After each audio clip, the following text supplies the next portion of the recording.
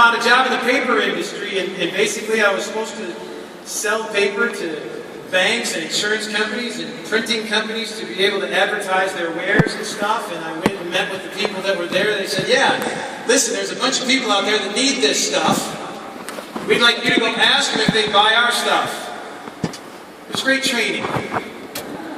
Right, for what it is that we do today. And I said, well, I can do that. And they gave me a little roadmap and a phone book and stuff. And I started to talk to people and have some conversations. And some good things started to happen. And I started to build my career, my income. They started paying me some money. They started to pat me on the back and say, man, you're working your way up the corporate ladder. Great job, great stuff. It's awesome. And I was decently excited about it. I was making some money. I just knew that I didn't want to do that the rest of my life. I didn't exactly know what it was I wanted to do. I certainly didn't envision this. But that wasn't it. But I kept going back and forth to work every day, even though I really didn't want to. Found myself in a little bit of a rut. And then something happened to me. Roger calls them tipping points. Something happened to me back in the late 80s when I saw my dad go to work for a company for some 22 years. He got let go. He got downsized, and it scared me. I thought, man, if they could do that to him, they could do it to me in a heartbeat. And I better go protect myself somehow. And I've always been a little bit of an entrepreneur at heart. And I love asking this question, especially to groups like this, because it's sort of a rhetorical question, but how many of you would consider yourselves entrepreneurs? Yeah. All right, well, I didn't get everybody, and I know it's a big word and late in the week. So, let me ask this. How many of you ever thought about starting your own business? Let me ask it this way. Yeah. And then having it become massively successful, and then you lay on the beach the rest of your life collecting checks. That was my definition of entrepreneur. And so I wanted to do that. Now you have to understand that I needed to go look for something. I had to go find something. And I'm going to date myself a little bit here, but it was back in the time when cell phones came in bags. Right? And the internet wasn't here yet. In today's world, if you want to go find something, you just go Google it. Right? Back then, you couldn't do that. In fact, if you did, you'd get in trouble. But that's another story. So, here's what we'll do. I went to a franchise show that came to Milwaukee, and I went in there trying to find something that maybe I could resonate with. It could be something for me. And I walked in, there was booth after booth of all these things that you could do. One of them was a TCBY yogurt factory. I don't know if you've even heard of those before, right? But I walked up, I got the information, it was $187,000 just to get the logo rights. Then you had to build a building, then you could sell your first $1.19 cup of yogurt. So I did some quick math, figured I might not live long enough. Plus I was a little bit short of capital. About $186,000 short, somewhere on the edge.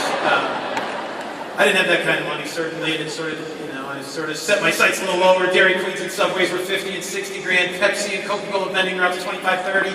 Couldn't do those either. I got to the stuff maybe I could afford, the candy vending routes, and realized that in fact I'd probably eat all the profits there. So I just was like, I'm not gonna. And I actually walked out of the show more depressed than what it was when I walked in. And I think I did what most anybody would do. I went back to my regular job and I said, I gotta have a new attitude. I gotta go do something. I gotta go make that my life's goal, make that my life's passion. And I went back with a good attitude that lasted like a day. And I wanted to do something. I just couldn't find it. I didn't know what. Now understand something, please. If you had looked at me at that time and saw what was going on in my life from the outside in, you would not have seen that picture. I was working my way up the corporate ladder, getting into nicer houses, wearing nicer clothes, doing all the things that everybody would consider success. And I was scared to death and miserable behind that for the most part. Trying to find something. Here's how I got introduced to this industry, the Shackley effect. So it started to take a hold on me. As I look back, I walked past the guy's desk at a department store every Wednesday, okay, for 4 years, and I would say, hi Mike, because he sat there, there was a nameplate, he sat there, and I assumed that was him, and so he would say, hi Leland, my name is hi Mike, and he would say, hi Pat. Some of you have heard me tell this story, it's truth. It's just, hi Mike, hi Pat, hi Mike, hi Pat, every Wednesday, because I had to walk past his desk to sell the paper to the company so that they could put advertising in the newspaper every week. Hi Mike, hi Pat, that was it. One day in 1990, after 4 years of saying hi Mike and hi Pat, that was it.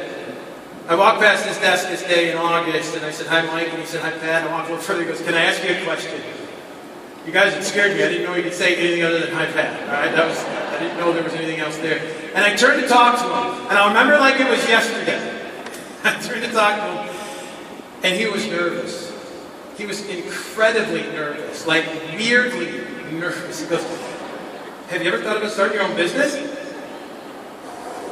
Right? I mean, it was just, he was that tight, you know, and I was like, yeah, just, you know, haven't invented anything yet, you know, what do you got? And he goes, I've got something you should see. Right? And he was just shaking and things.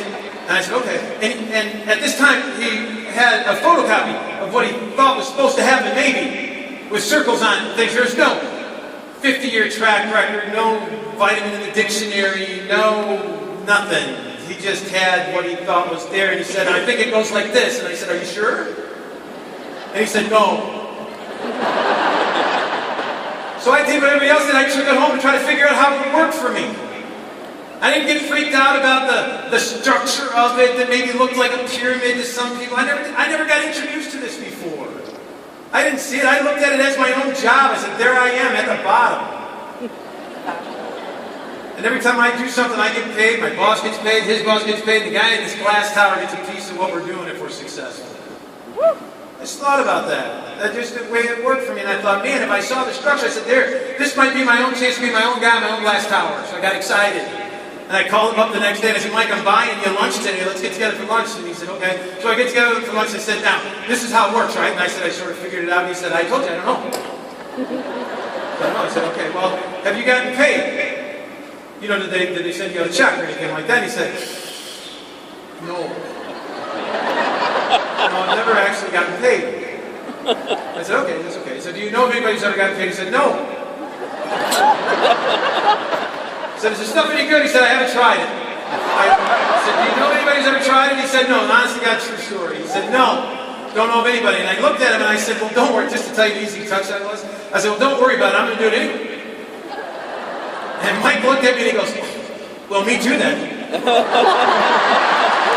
believe it is. So we had to figure out how to sign Mike up, then I signed up. And here's what I learned. Here's what I recognized right away. I had to go find some people. Think about this. All the newer people. I had to go find some people who might be interested in doing what I was about to do. Does that make sense? I had to just go find some people that might be interested. So I went to try to find some people. I said, would you be interested? And they said, no. And here's a little lesson. I just went like this. Okay. Would you be interested? See, I didn't let that depress me. When somebody said they weren't interested, it was okay. I wasn't looking for them. I was really only looking for people with an interest. I was like, okay, would you be interested? They said no. And I said, okay, would you be interested? No. Okay, would you be interested? Yes. I was like, really? So I was surprised.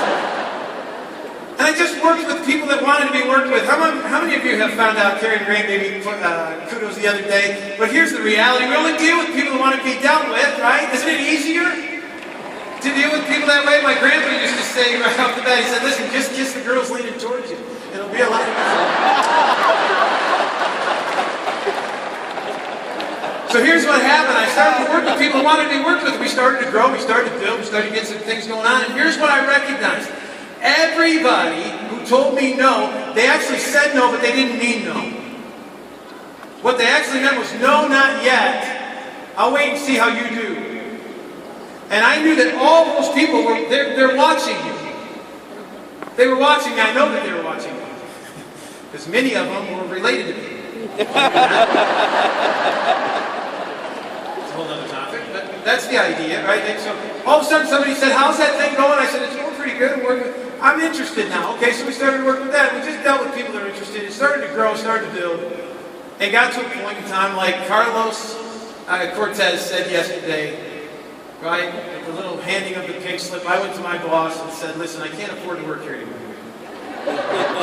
And everybody said, oh, did you have mixed emotions about that day? I'm like, yeah, joy and happiness. Those were things. Right? Ever since that day, it's been a Saturday. So we started to build a team. We got some great, awesome, incredible teammates. We started to build, and we did that. We got some great lifestyle accomplishments out of the way and everything. And then in November of 2004, it went away like that. All gone. One day. Bad day. on that day. That day, however, looking at it through the eyes of the Shackley effect, was the day that the rest of my life began. It gave me the opportunity to recognize and start to participate in the Shackley effect. Again, not sure I knew about it then, I sort of reminded after the fact, but I looked at it and I said, Shackley was perfect. We were asked to go to Roger Barnett's house. In a devastating time frame that we were able to be offered an opportunity to come and see Roger, went to his house, beautiful home in New York, met Sloan. It was incredible. Roger's home, 5 stories, beautiful. We ate pumpkin soup out of a pumpkin. It was awesome. It was beautiful. It was decadent and everything like that. I'll tell you just a quick side story because I don't care about Mark's timer. Yeah. Here, just let me tell you this real quick because it was so nice. They were so kind to us and everything. And said, listen, Roger, is there you have a restroom? And he said, yeah, just go down the stairs. There's a guy there. Just ask that guy and he'll point you in the right direction. And I said, okay. So I went down the stairs and found the guy and said, yep, it's right over there. And so after the fact, I came home and I told Cindy what was going on. And I started to think about the whole night, the whole thing, because it was sort of a whirlwind. And I thought, man, you know you've made it when you just got a guy sitting at the bottom of your stairs pointing at people where the bathroom is.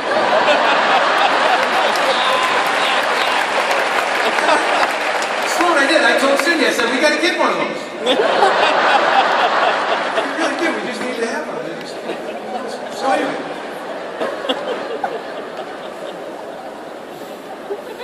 I needed to go into this point with a bit of laughter because the reality of what I needed with Shackley was something I very seldom talk about, and I'm not going to talk about it long, but in 1996, Cindy and I were blessed with a little girl. Her name was Sadie, and Sadie was given to us by God with some special needs, and she will be with us for the most part the rest of her life. So I needed something that would stay beyond me, right? I couldn't lay my head on a pillow at night anymore and try to figure out whether or not it would be around. So the Shackley effect, for me, was important and very beneficial. It's something I didn't realize at the time, but it is a driving, motivational force to me every single day. And we should all be thankful that we've got something we can embrace for future generations. Whether they need it like Sadie or not. And the introduction, real quick, the introduction of nutrition was new to us as well. It's been great for my girls, certainly, and our whole family, my extended family. But it wasn't something that we all grew up with, right? My mom was a perfect example. She became a consumer right away and stuff, and she would probably stand up and tell all of her girlfriends that she was a user. And that, in effect, I was a dealer. And I was like, Mom, I love you so, but we got to work on the verbiage here because this isn't it's probably not going to get real far. So we've gotten that fixed. But it's been 9 years, so we were excited about it because that was the Shackley effect. Looking backwards, maybe in the rearview mirror to get here. And I look at it and say, what does the Shackley effect look like going forward? And I look at the pillars of our business, Al Hagerman and Gary Burke and George Shaw, and just the like shouldn't even start, right? Just incredible people.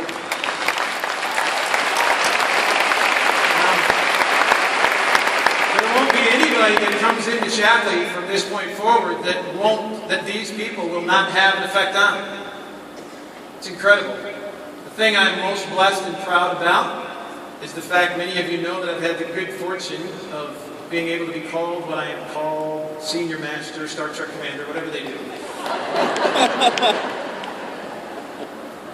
Because I've got good people in my organization, incredible people, including 2 people that I believe will have an effect on every single person who comes into Shackley around the world. We'll be talking about the success and dedication and efforts and just attitudes that 2 incredible leaders share with everybody and anybody willingly every single day.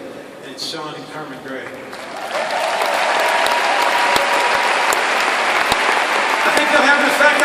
anybody that comes into Shackley from here forward for decades and decades and decades. How cool is that? How exciting is that? Right? And you deserve every bit of accolades and success and all the things that happen from that. It's incredible. It's exciting.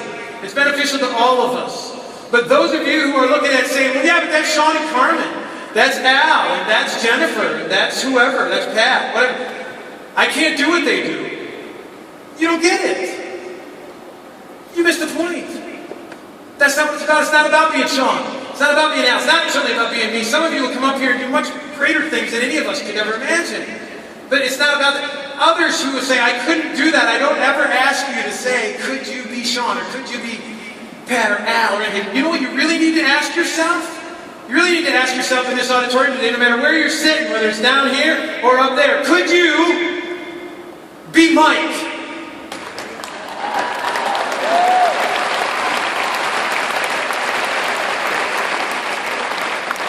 You got a chance every single day to get over the nervousness that's inside you, to hand out a card, even if it's like that. But I don't know the right words. Mike didn't either. I don't know how the comp plan works. It's okay. It doesn't matter. I don't even know the products. It's okay. It doesn't matter. There are people out there praying for you to come into their life. You don't know they're bad. That person doesn't need it. Neither did I. You don't know. You don't know. They've given us, would you hit that next slide, you guys? They've given us everything that we need. Go put them all up there if you would. They've given everything we need. All the tools we need as individuals to go out and make an incredible impact and have an effect on every single person that you know. Listen, I'm excited about this group. Right? I'm excited about the full seats, the number of people that are here, but how many of you know somebody that, doggone it, should have been here this week? I love what Nathan said. Next year, we got to make a commitment to be there next year and make sure we engage in every bit of our power to get them to Long Beach, California next year, to be able to expand this, to be able to let the effect have an effect. That's what we're here to do. And it's the smallest little steps. It's the getting over the nervousness, handing out a card saying, listen, have you ever thought about starting your own business? Don't let the little voice in the pit of your stomach take you out of this. There'll be all kinds of people walking across stage, but how they got here usually traces back to somebody brave enough to get over all the things and the hurdles and the personal things that build up inside of us that stop us from saying something. Say something. Right? If you could get cell service in here, I'd have you call someone. Right? What would you say? I don't know what I'd say. Well, just call and say, you would not believe where I was this weekend. Click. You'd have lots of people to talk to next week. Right? That's the idea. And here's the excitement. That every single person in here, every single person you saw on stage speak or walk across is a part of the effect. Every slogan, every banner you read is true. It's all created. Every opportunity that the company provides to us, from additional dollars, rewards for the behaviors they would like us all to do every day, right, is available. We have to internalize that and then take action on it every day. Don't wake up without saying, what am I going to do today to have an effect? Those little bitty things, anything. And I got to tell you, it can be a smile, it can be a hello, it can be a phone call, it can be a follow-up. It could be a new seed planted, a nervous conversation, whatever it might be. Every single person in here has the ability to have an effect and an impact on the effect that we're about to bring around the world. And it's my privilege and honor to bring to the stage the person that's allowing us the opportunity to take that effect, have it mean something in our own personal lives, and give us the opportunity to be able to share it with others and do the same. And he's somebody that absolutely is going to be